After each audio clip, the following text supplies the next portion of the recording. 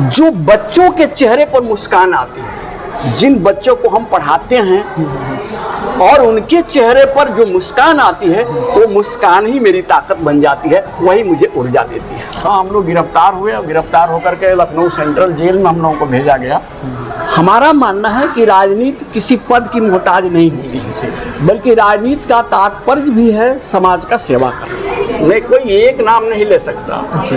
मैं आज भी राजनीति में सक्रिय हूँ, काम कर अध्यापन का मैं मानता हूँ अध्यापन आत्मा की खुराक है। जहाँ आज राजनीति को पद का पर्याय मान लिया गया है कि इसमें किसी व्यक्ति विशेष का योगदान मैं नहीं मानता हूँ जी। और मैं ये नहीं मानता हूँ कि राजनीति का मतलब किसी पद पे रहना ही होता है या विधायक एमपी होना ही होता है। नमस्कार, मैं हूँ सूरज और आप देख रहे हैं नमस्कार पूर्वांचल। आज हमारे साथ खास बातचीत करने के लिए उपस्थित हैं हिंदी के प्रकांड विद्वान मदन मोहन मालवीय शिक्षा संस्थान के उपाध्यक्ष, एक ऐसे गुरु जिनके पढ़ाने के तरीके इतने शानदार हैं कि एक कक्षाओं में जितने देर विद्यार्थियों को पढ़ाते हैं, विद्यार्थी उतनी देर पूरी तन्मयता से इनको पढ़ते हैं।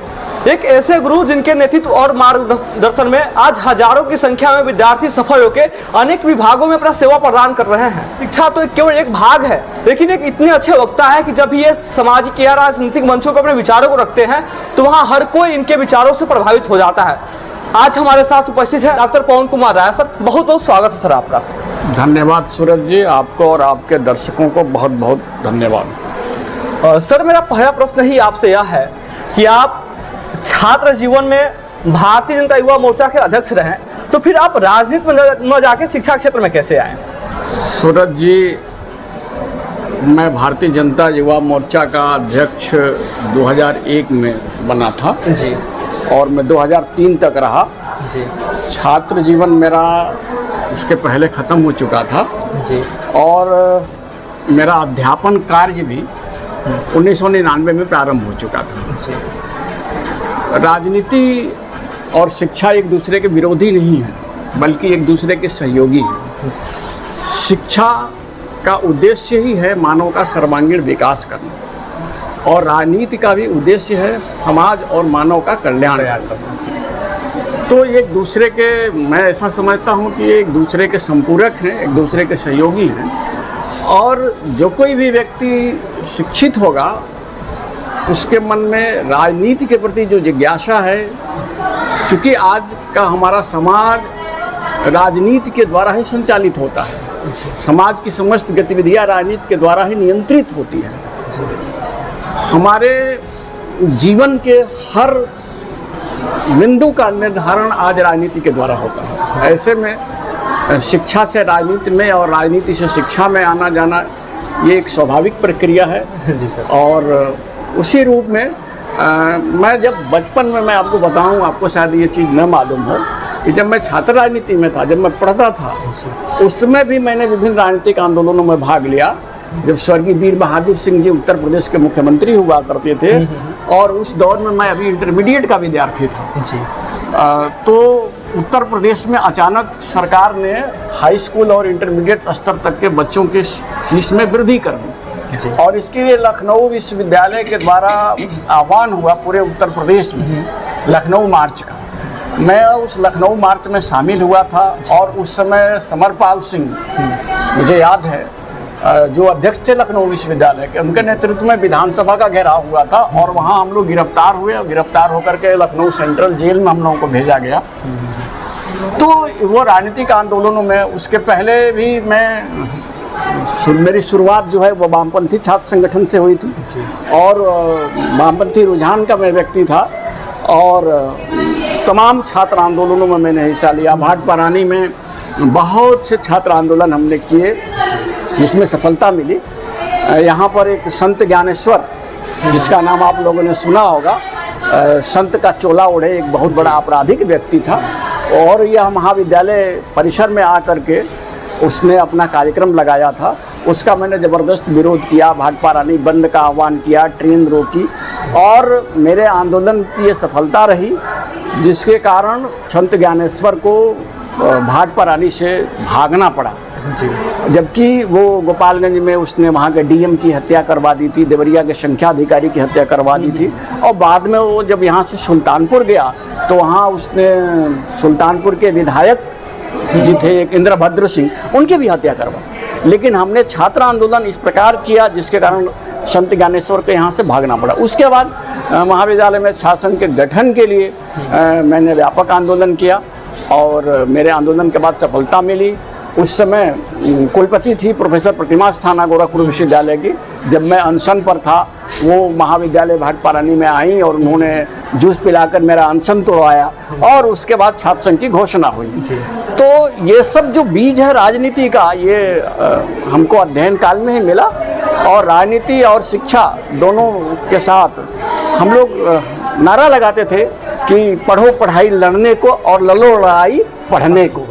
यानी हमारी पढ़ाई समाज में छात्रों के हितों के वाजिब हकों की लड़ाई के लिए होनी चाहिए और लड़ाई भी जो पढ़ने वाले छात्र हैं उनके पक्ष में होनी चाहिए। सर, जैसा अभी आपने बताया कि पूरा जो छात्र जीवन ही आपका राजनीति से जुड़ा रहा, तो लेकिन अब अक्सर हम लोगों ने देखे हैं कि समाज में कोई भी विद्यार्थी पढ़ने आता है और राजनीति से जुड़ जाता है, उसका उद्देश्य ही हो जाता है कि हमें राजनीति में ही जाना चाहिए। तो कौन से व्यक्ति ऐसे मिले आपके जीवन में जिनसे आप प्रभावित हुए और फिर आपको लगा कि नहीं, राजनीति में हम सक्रिय न होकर शिक्षा क्षेत्र में काम करना चाहिए?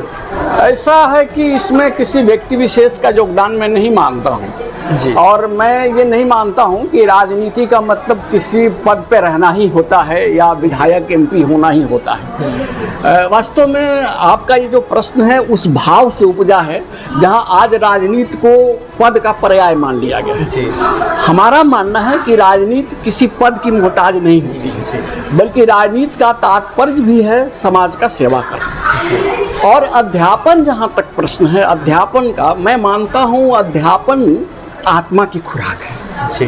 एक अध्यापक का जो मन होता है वो बच्चों के सर्वांगीण विकास के लिए, उनके उत्थान के लिए, कैसे हमारा बच्चा आगे बढ़े और वो जीवन में सफल हो, उसके लिए हमेशा परेशान रहता है। तो अध्यापन के प्रति मेरे मन में बहुत बचपन से रुचि थी। हाँ, ये जरूर है कि राजनीति को मैंने थोड़ा कम समय दिया और अध्यापन को अधिक समय दिया। मैं आज भी राजनीति में सक्रिय हूँ, काम करता हूँ, पर उस रूप में नहीं। और कोई पद लेकर के काम करने के बजाय मैंने एक सामान्य रूप में अपने अध्यापन कर्तव्य को प्राथमिकता देते हुए मैं राजनीति में भी सक्रिय रहता हूँ।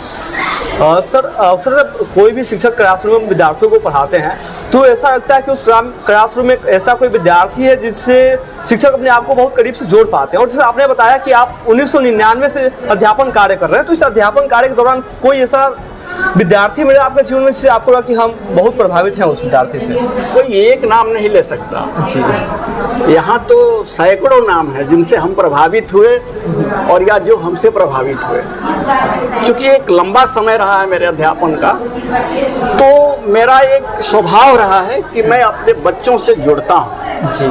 और मैं उन्हें विद्यार्थी नहीं, अपने पुत्र की तरह स्नेह देता हूँ। और ये मैं प्रत्येक बच्चों के साथ ये भाव रखता हूँ। तो हम किसी को अपना मानेंगे तो सामने वाला भी अपना मानेगा। हमारे मन में ये भाव रहता है, जो वैदिक काल की शिक्षा थी, कि शिक्षक जो है अपने बच्चों के प्रति पुत्र के तरह स्नेह करता था, जिसका परिणाम ये होता था कि बच्चे जो है उसके ऊपर, बच्चों के मन में अपने गुरु के प्रति, अपने शिक्षक के प्रति श्रद्धा उमड़ती थी।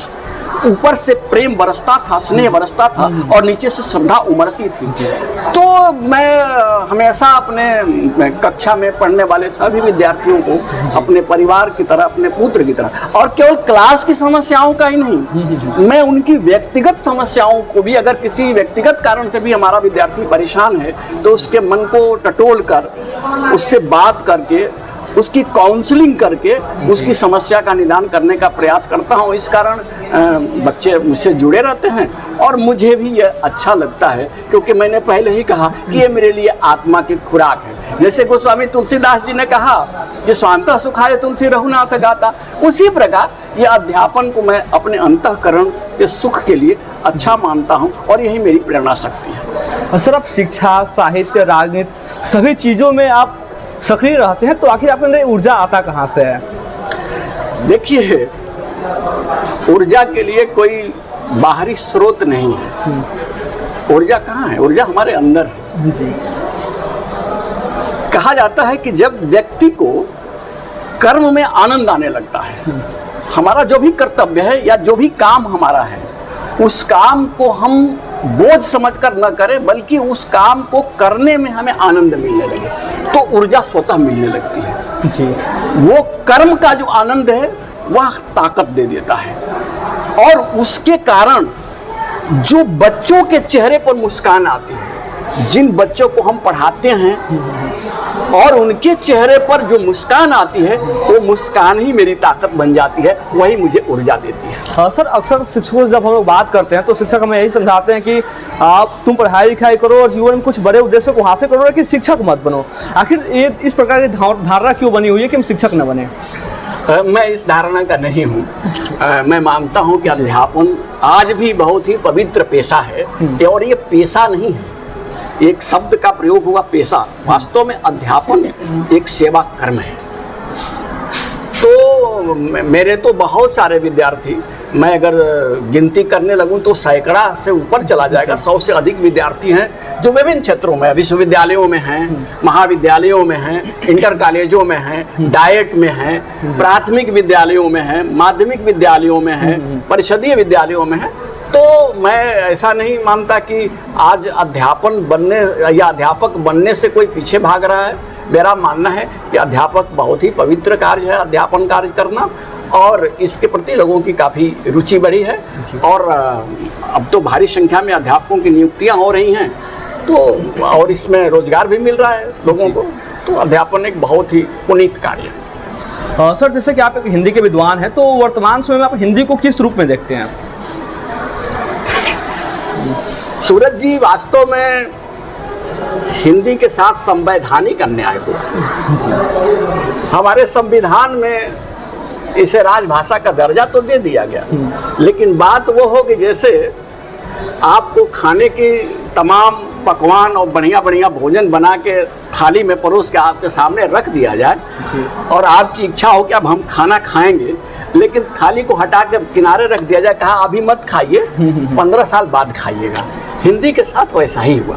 भारत के संविधान में संविधान सभा ने इसे 14 सितंबर 49 को राजभाषा का दर्जा तो दे दिया, लेकिन इसके अधिकार को 15 साल के लिए स्थगित कर दिया गया। और जब वो 15 साल पूरा हो रहा था, तो उस समय की जो केंद्र की सरकार थी, उन्होंने संविधान संशोधन ला करके यह प्राविधान कर दिया कि जब तक हिंदुस्तान का एक भी राज्य विरोध करेगा, तब तक हिंदी को संवैधानिक रूप से राजभाषा का दर्जा नहीं दिया जाएगा। तो ये एक तरह से संवैधानिक अन्याय हुआ, हिंदी को जो अधिकार मिलना चाहिए था। और मैं आपको बताऊं, ये जो लड़ाई हिंदी को लेकर के उत्तर और दक्षिण की गई, राजगोपालाचारी जी दक्षिण भारत के थे। दक्षिण भारत के तमाम विद्वान हिंदी के पक्ष में थे, और उनका मानना था कि हिंदी भारतवर्ष की जो विभिन्न भाषाएं हैं, जो बोलियां हैं, उन बोलियों में और भाषाओं में हिंदी एक ऐसी भाषा है जो उत्तर से दक्षिण तक, कश्मीर से कन्याकुमारी तक और कच्छ से कामरूप तक, पूरब से पश्चिम और उत्तर से दक्षिण, पूरे देश को एकता के सूत्र में बांधने की क्षमता हिंदी में है। और दक्षिण के जो लोग थे वो इसके विरोधी नहीं थे, लेकिन राजनीति इसके आड़े आ गई, और राजनीति में उत्तर दक्षिण को लड़ाने के लिए भाषा की समस्या खड़ी कर दी गई, जिसके कारण आज भी हमारी हिंदी भाषा को वह अधिकार नहीं मिल सका। आज भी आपको मैं बताऊं कि हमारे देश के सर्वोच्च न्यायालय में आप हिंदी में किसी मुकदमे में बहस नहीं कर सकते, आप हिंदी में कोई दस्तावेज दाखिल नहीं कर सकते, उसके लिए आपको अंग्रेजी में अनुवाद करा करके दाखिल करना पड़ेगा। तो ये एक संवैधानिक अन्याय हुआ है, लेकिन निराश होने की जरूरत नहीं है। भारत की जनता धीरे धीरे हिंदी को स्वीकार कर रही है, और इसमें इलेक्ट्रॉनिक मीडिया का बड़ा भारी योगदान मैं मानता हूँ। आज जो इलेक्ट्रॉनिक मीडिया के प्रचार से, चाहे फिल्मों के द्वारा, धारावाहिकों के द्वारा, या विभिन्न जो इलेक्ट्रॉनिक मीडिया में चल रहे हैं, उनके द्वारा हिंदी का काफ़ी प्रचार प्रसार हो रहा है, और हिंदी आज पूरे भारत में लोगों के द्वारा स्वीकार की जा रही है। सर, आपको क्या लगता है कि वर्तमान समय में उच्च शिक्षा में हिंदी के प्रति विद्यार्थियों का रुझान कम हो रहा है? इसको बढ़ाने के कैसे प्रयास किए जाने चाहिए? देखिए, आजकल रुझान कम होने का तो मैं नहीं मानता कि ऐसा कुछ है। बच्चों की संख्या उच्च शिक्षा में, बीए में और एमए में सभी जगह हिंदी में पढ़ने वाले बच्चों की संख्या अच्छी खासी है और उसकी मांग है। रोजगार भी हिंदी में मिल रहा है, लेकिन इसको और अधिक रोजगार परक बनाने की ज़रूरत है। आज शिक्षा मुख्य रूप से रोजगार की माध्यम के रूप में ही जानी जाती है। तो आज समाज में लोगों को प्रथम जो ज़रूरत है वो रोजगार की ज़रूरत है जी। तो उसके लिए हिंदी भाषा को और अधिक रोजगार परक बनाने की आवश्यकता है, ताकि अधिक से अधिक लोग इसके ओर उन्मुख हो सके। सर, हिंदी साहित्य में नए लेखक और नए कवियों को कैसे प्रोत्साहित किया जा सकता है? देखिए, साहित्य क्या है? साहित्य के बारे में जब मैं इस शब्द की व्याख्या करता हूँ तो इसकी भी उत्पत्ति दो प्रकार से होती है जी। एक समहित और एक हितेन सहितम साहित्यम, यानी जो सबका कल्याण करे जी, जो सबका कल्याण करे, और एक सहितस्य भाव साहित्यम, सहित का भाव हो यानी सबको जोड़ने का भाव हो, वो साहित्य है जी। तो हिंदी साहित्य के प्रति लोगों की रुचि बढ़ी है।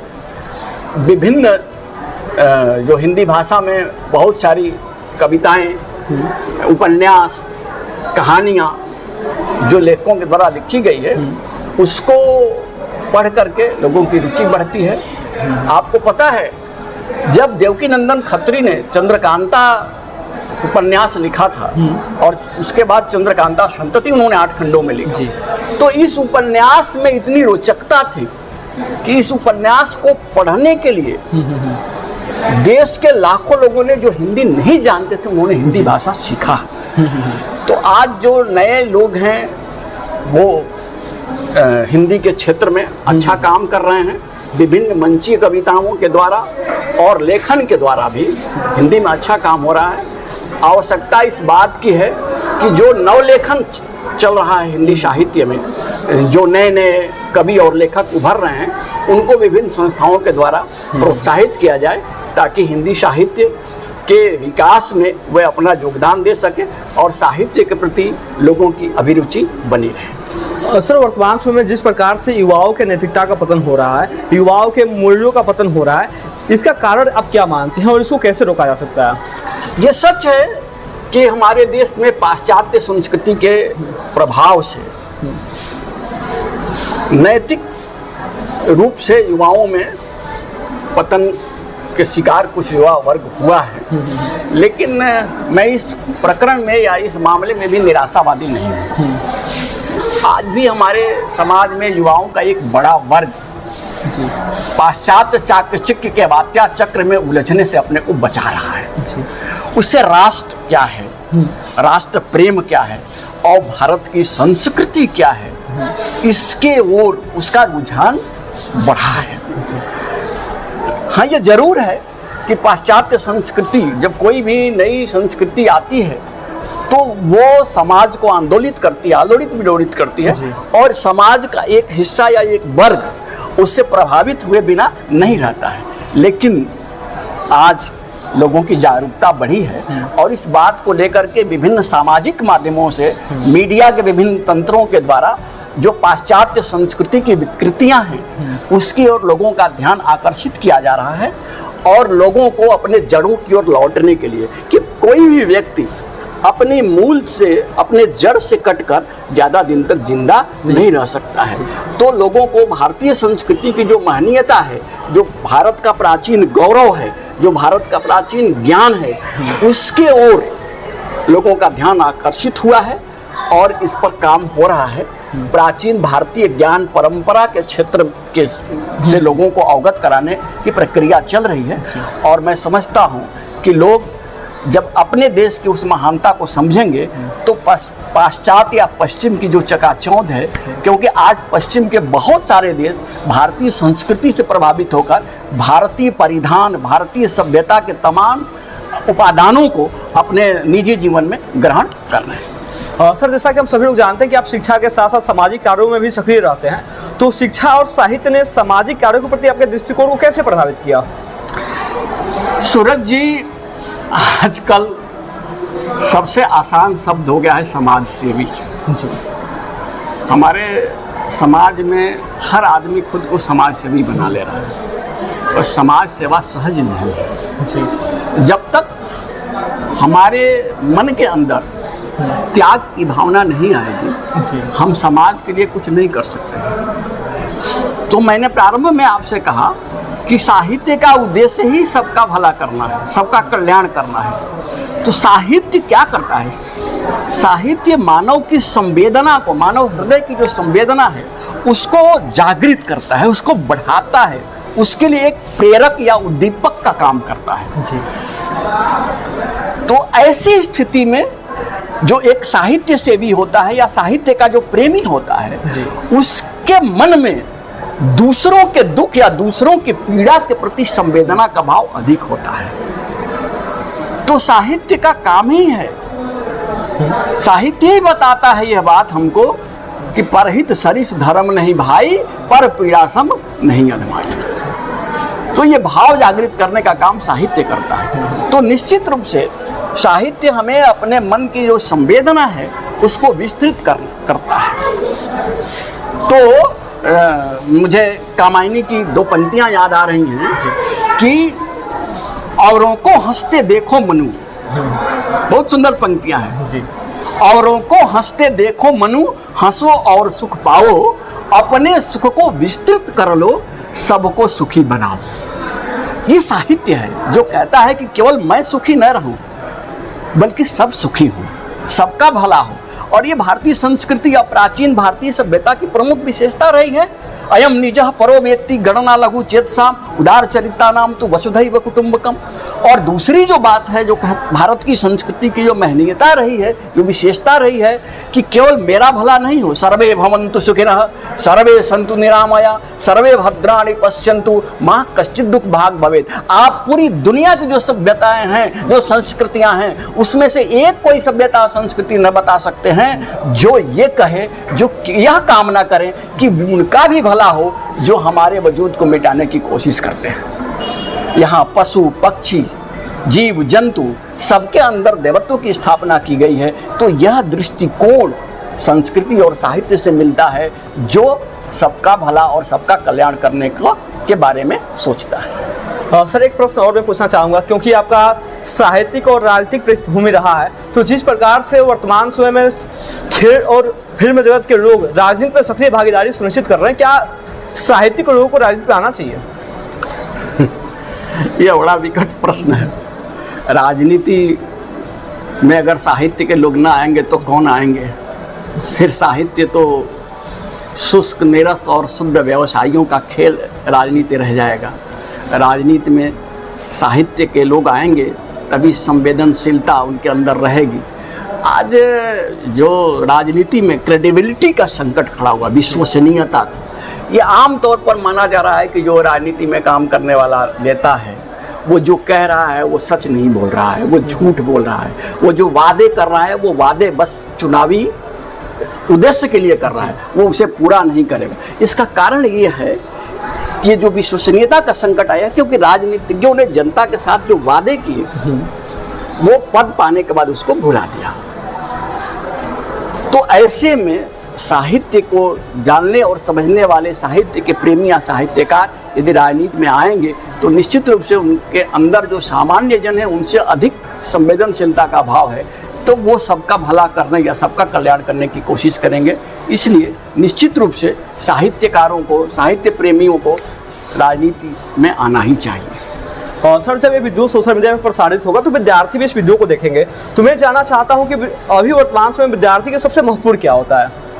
देखिए, विद्यार्थी के लिए सबसे ज़रूरी है अपने जीवन का लक्ष्य निर्धारित कर उसको प्राप्त करना।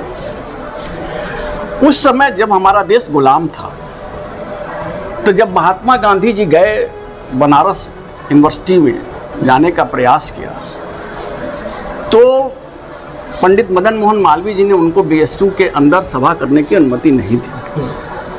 गांधी जी ने आह्वान किया, उठाकर पुस्तक रख दो वीर, गुलामी की तोड़ो जंजीर, न हो जब तक भारत स्वाधीन, न लो विश्राम, न हो श्रमहीन। लेकिन पंडित मदन मोहन मालवीय जी ने कहा कि विद्यार्थी के लिए अभी राजनीति में सक्रिय होना आवश्यक नहीं है।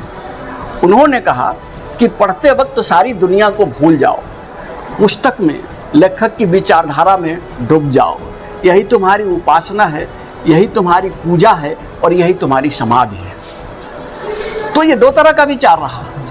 मैं विद्यार्थियों से यही कहना चाहूँगा कि विद्यार्थी जीवन में आप अपना जो लक्ष्य तय किए हैं उस लक्ष्य को प्राप्त करने के लिए सबको भूलकर आगे बढ़िए और अपने लक्ष्य के प्रति अपने निष्ठा को मजबूत बनाइए और उसको प्राप्त करके अपने माता पिता के इच्छा को पूरा कीजिए, अपने परिवार का भला कीजिए और उसके साथ साथ समाज का, राष्ट्र का और मानवता के विकास में अपना योगदान दीजिए। सर, अंतिम प्रश्न आपसे यह और कि इस नमस्कार पूर्वांचल के माध्यम से आप समाज के लोगों को, युवा को और विद्यार्थियों को क्या संदेश देना चाहेंगे? नमस्कार पूर्वांचल चैनल के माध्यम से सूरज गुप्ता जी अच्छा प्रयास कर रहे हैं। मीडिया का काम ही क्या है? कहा गया है कि जब तोप मुकाबिल हो तो अखबार निकालो। मीडिया का काम ही है जन जागरूकता को बढ़ाना, जनता की समस्याओं को सरकार तक पहुंचाना और सरकार की या प्रशासन में बैठे लोगों की कमियों को उजागर करके जनता को जागरूक बनाना। क्योंकि विजिलेंस जरूरी होता है, जागरूकता ही स्वतंत्रता की कीमत होती है।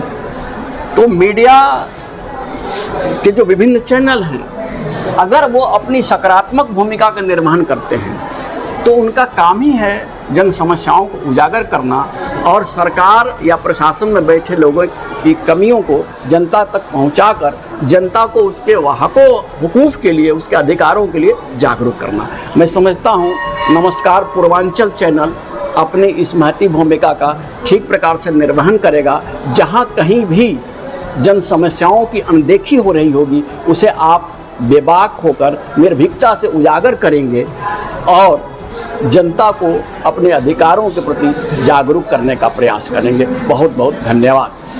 बहुत बहुत धन्यवाद सर, अपना महत्वपूर्ण समय देने के लिए।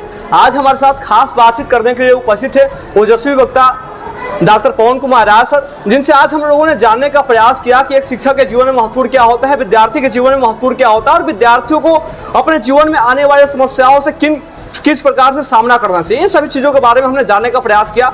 आपने वीडियोस को देखा, आप बताइए कि कमेंट करके कि आपका यह इंटरव्यू कैसा लगा और अब आप इस किन के बारे में जानना चाहते हैं। अगर आप इस चैनल पर नए हैं तो कृपया चैनल को सब्सक्राइब कर दें और बेल आइकन को दबाएं और ऐसे ही बने रहिए हमारे साथ और देखते रहिए नमस्कार पूर्वांचल। आप सभी का बहुत बहुत आभार, धन्यवाद।